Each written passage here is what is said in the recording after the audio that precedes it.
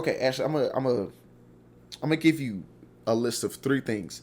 This was a certain coach's criteria to examine for struggling teams. Here's number one. Number one was trust issues. Number two is a dysfunctional environment, and number three is selfishness. Who said that? Was it Urban Meyer? Urban Meyer said that on the Fox pregame show or postgame, I don't remember, but it was a screen grab from a year or two ago when he obviously wasn't still coaching. Uh, That's what you call manifestation. right. That's what you call that right there. So why are we talking about Urban Meyer? I'm glad We you. talk about Urban Meyer every week. Right. I'm glad you asked. At this point. So there's a certain. How do I say this? The worst thing you can do, and I'm sure I've said this about players in the past, but it goes double for coaches. The worst thing you can do is be a distraction. I believe it was Mina Kimes who said this yesterday on NFL Live. What should we be talking about with the Jaguars? We should be talking about how good their performance was on Thursday night. Even though they lost, they actually looked like a somewhat decent football team who kind of knew what they were doing. The rookie kind of looked decent. The coaching staff didn't look just inept. They looked like football, right? But then a couple days later, we see a video of Urban Meyer getting a lap dance. Essentially, look, I'm not a news organization, so I can say what I feel. You might not be able to say this on CBS. I can say, look, the man was getting a lap dance. Ain't no look like, ain't no legend. The man was getting a lap dance from a girl who looked like the lady seemed to be dancing close to his leg. Okay, fine. Okay, Thank you for newspeak. Thank you for newspeak. Guys, let me catch you up real quick though. Okay. The lady seemed to be dancing mighty close to his leg. That's what that looked like. And you know what else it looked like? What? It looked like he was how do I say this? Checking her temperature the way you would check an infant's temperature.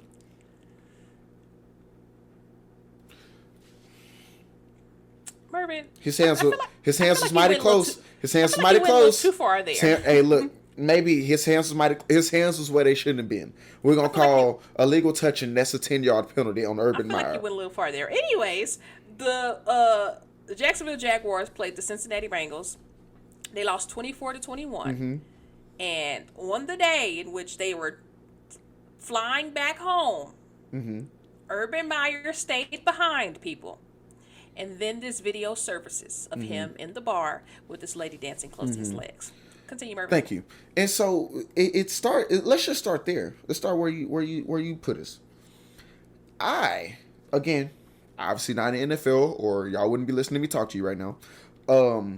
I have never heard of a coach in the NFL not going back with his team, especially after a loss, and especially after being 0-4. Now, granted, okay. 0-4. 0-4, by the way, 0-4. for the first time in Urban Meyer's career. Only as a head time coach. and to be completely fair, only time you hear about it in college is, let's say, a team has come to Houston, or they go to Dallas, or some big recruiting hotspot. They play it on a Thursday. They got a little extra time because their next game is until that next Saturday. Hey, I'm going to stay in Los Angeles. There's a recruit at this high school. I want to go see him play since we're already out here. Okay, that makes sense. But to stay after your team has just gotten beat for the fourth straight game and your team still looks like garbage. As good as they still look bad. You should be on the plane with your team. You should be making your coaches mad because they wanted to to get a little bit of rest on the flight back to Jacksonville, and you want to watch film. That's what should be happening. You should be talking to Trevor in the front of the plane or wherever your sleeping quarters are, saying, "Hey, let's talk about this. What happened? Yada yada yada. Coach stuff. That's what you should be doing." I get it. Your family's in Columbus. You had a lot of time in Columbus. You had a lot of success in Columbus. That's 100% fair. But now is not the time. Or even if you do, you should be there and still working. You should have said, "Hey, coach, look, I need some on a hard drive, or email it to me, whatever, so I can be watching film. Yeah, I'm going to spend some time with my grandkids," because that's what he said he was doing. That's what he said. That's what he said he was doing. I ain't going to call the man a lie. But he said he was spending time with his grandkids, spending time with his family, all that. That's fine.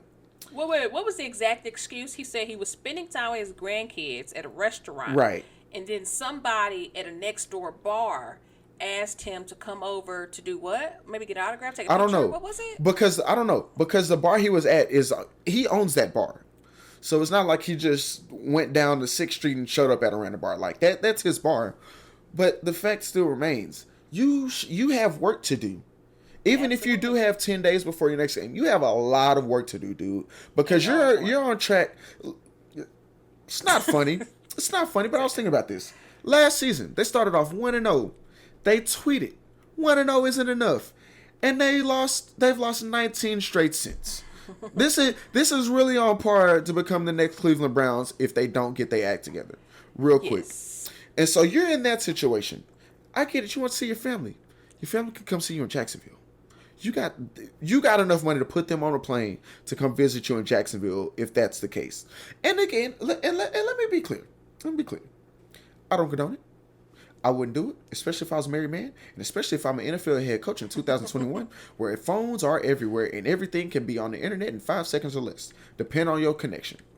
Yeah, y'all go to social media and just look up the Urban Meyer video and let us know what you think. Let put it like this. Mervin says he was getting lap dance. I say the girl was dancing mighty close to his leg. Again, Let us know what you think. I don't work for a news organization. I can say what I want to. I'm gonna put it like this. Look, I'm not condoning being an idiot and doing stuff when you got a wife at home, but nothing's illegal about it. It's just very immoral. If that's how you believe, if you believe in marriage and the sanctity of that, it's immoral. Okay, let's start there. But again, okay. But here's the problem. Here's a big problem. You can't, as a coach, tell me don't be an idiot. Don't be out at bars, especially after we just got beat. Don't be out drinking with everybody. Or if you are, drink with the teammates at the house. Drink with the homies at the house. Put the phones away. Talk all the crap you want to. Do everything you want to do in the sanctity of somebody's house and be safe about it. Because we still have a job to do. Don't be an idiot. You can't tell me not to do that.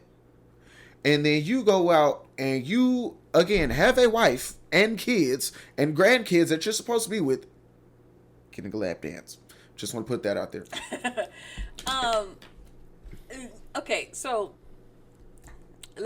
we talked about the incident, the most recent incident. Mm-hmm. The question Mervin wrote on the rundown is, will Urban Meyer make it to next No. week? Well, sorry.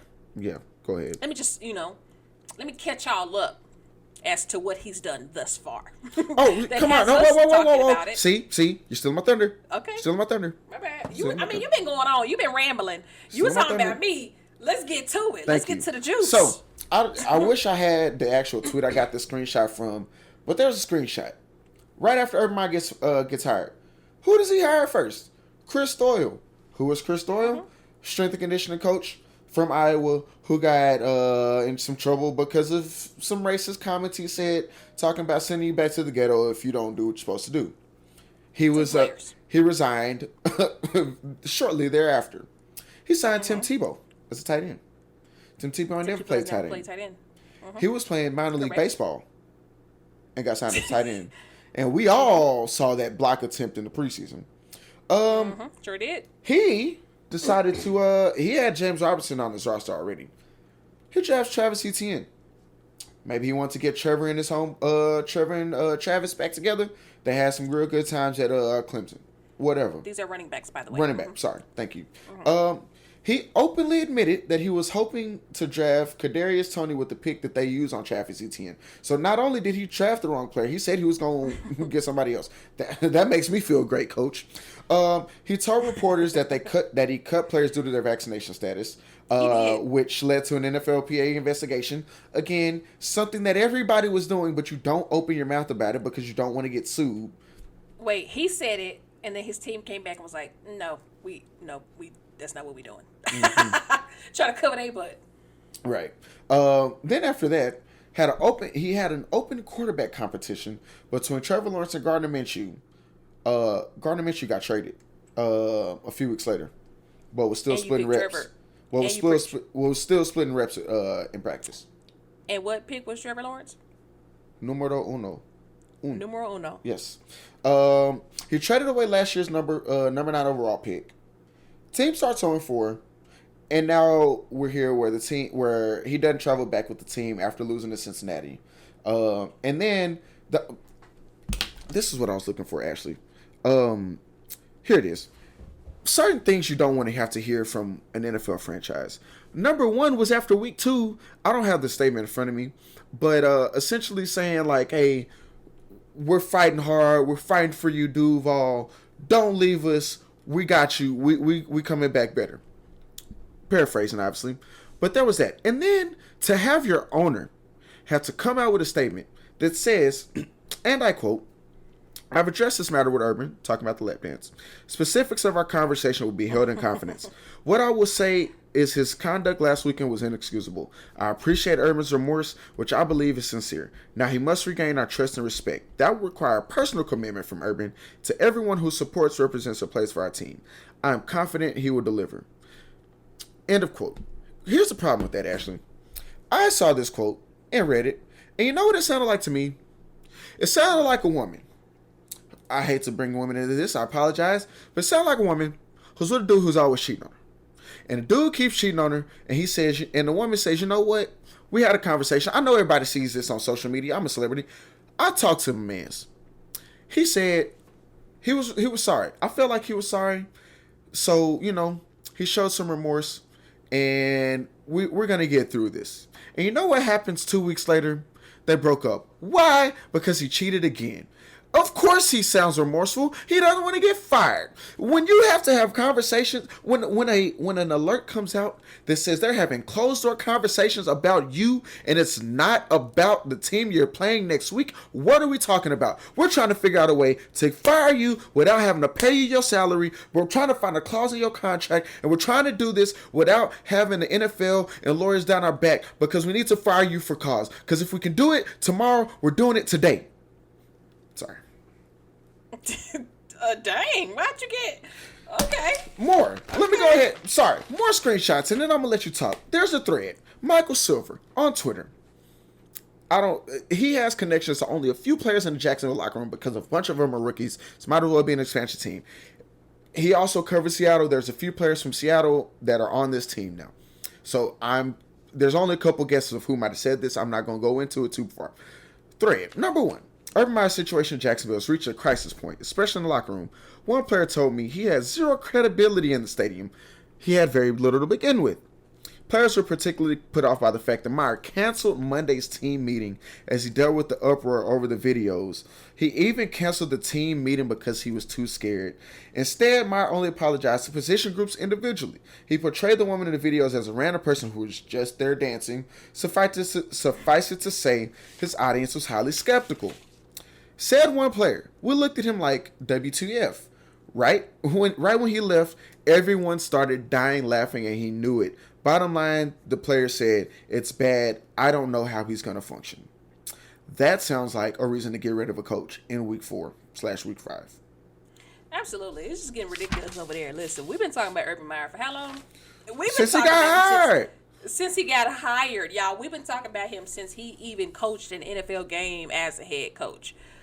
Sir, it's time to go. Mm-hmm. I don't know what's going on with this man. Pause. And let's not forget, remember when Urban Meyer was doing that interview and he was in a camper or something, and his friend... I saw that yesterday. Urban Meyer was doing a Zoom interview, and his friend came in with no shirt on, and he doing like, "What are you doing, bro?" And you could see it in the interview. Like, it was because like he's in front of a mirror. Right. It was a reflection behind him, and you could see this big... juicy white man with no shirt on, and Urban Meyer answers a question. So then when the interviewer is asking another question, he's like trying to, "Hey, get out, move, hey, get out the way, man." And he's trying to tell him while still listening to the interview. It was just so awkward. I remember when that happened. Yeah. That's wild. Seems to me like Urban Meyer likes to party. That's what seems to me. Clearly. He likes to party, and he likes to do what he wants. And what happened was Jacksonville gave him too much credibility when he got there. I mean, I understand Urban Meyer has a great resume when it comes to college football. Mm-hmm.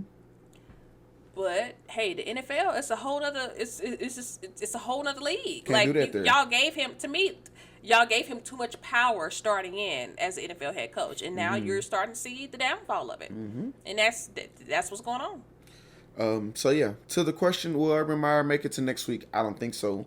Especially here's the thing. Not only are they 0-4, not only do they look like a team that could go on 17, Let's not even go that far.